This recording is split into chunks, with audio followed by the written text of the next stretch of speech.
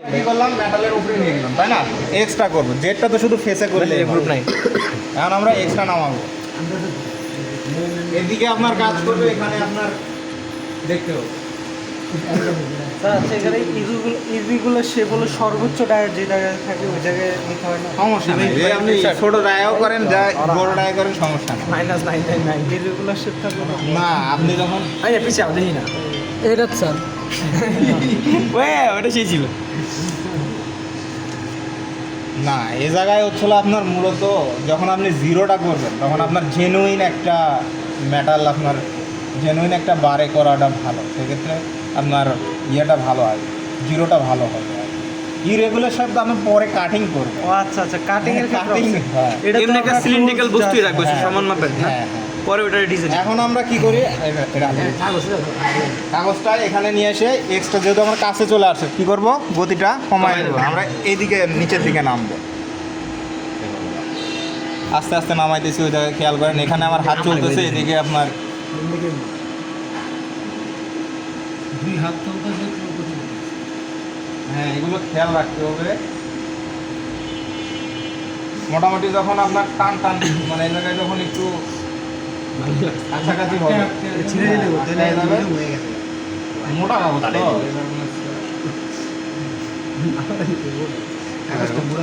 এটা আমার সাপোজ শেষ। এখন কি করব, আমরা এখানে অফসেটে যাব। তার আগে আমরা কি করব, এখানে ডায়াটা আগে মাপে, এখানে ডায়াটা মেপে দেব। এখানে জিরো করে নেবেন।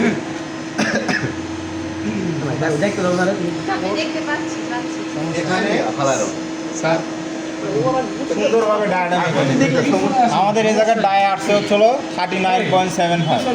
তাহলে আমরা কি লিখবো। হ্যাঁ, এখানে আপনি জায়গা কি লিখবেন, এক্স 39.75 ওই যে এটা এক্সে থাকবে, মেজার মেজার করে দিলাম। এখানে আমার পজিশনে দেখলাম 39.75।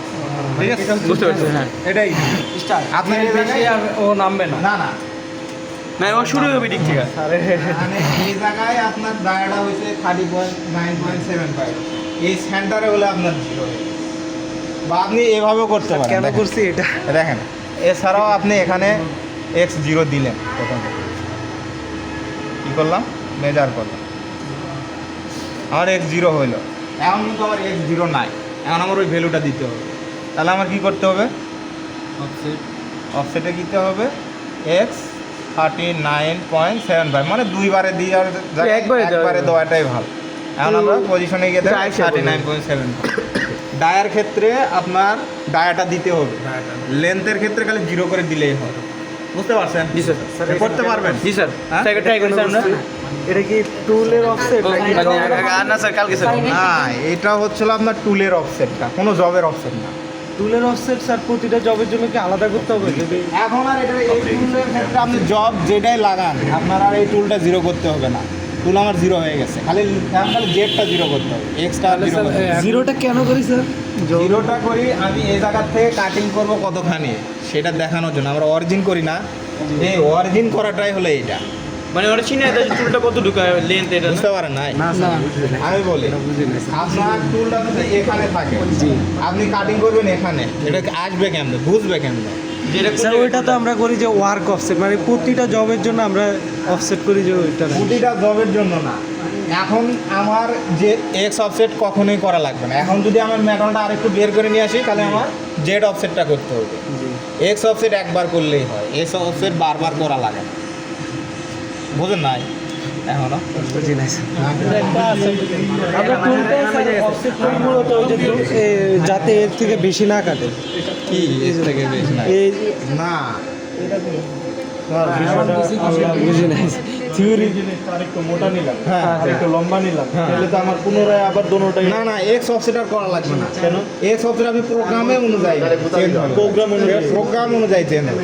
খালি জেডটা আপনি যদি মুভমেন্ট করেন, সেক্ষেত্রে জেডটা সাপোজ ধরেন এটা বাদ দেন। আমি চাপ দিলাম, আমরা ঢুকে যাওয়া লাগে।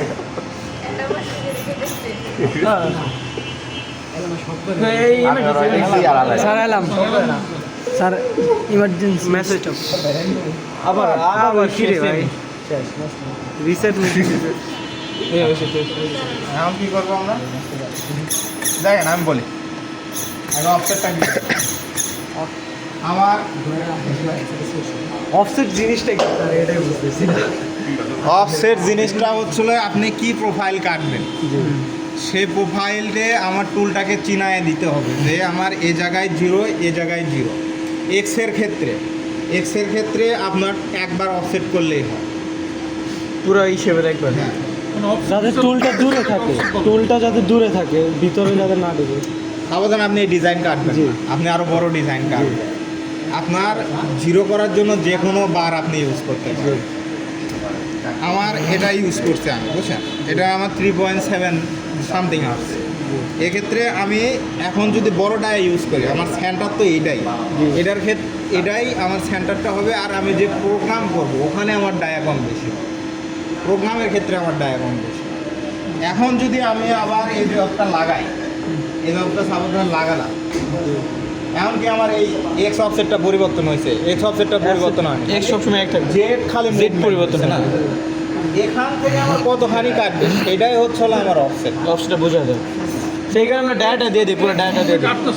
আরেকটা যদি নতুন জব আনে, হ্যাঁ, নতুন জব আনে, কি আবার ওই জেটটা চালাবে? নতুন, এটাই নতুন জব, এটা আপনি আরো ভিতরে নিলেন। জি স্যার।